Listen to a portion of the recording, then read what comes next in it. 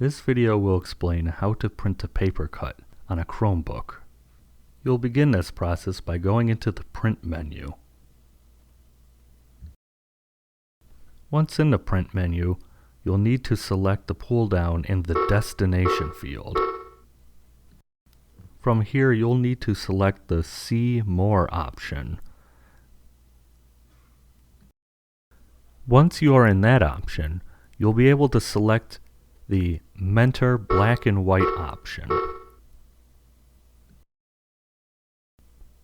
Now you'll hit Print, like usual.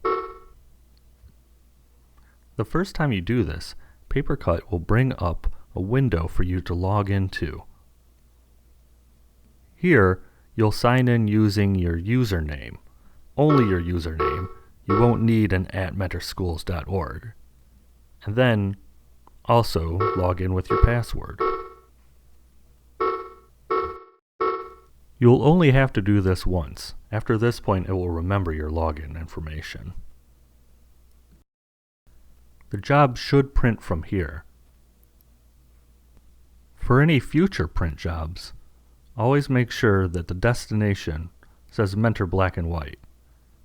Papercut will work for you from there.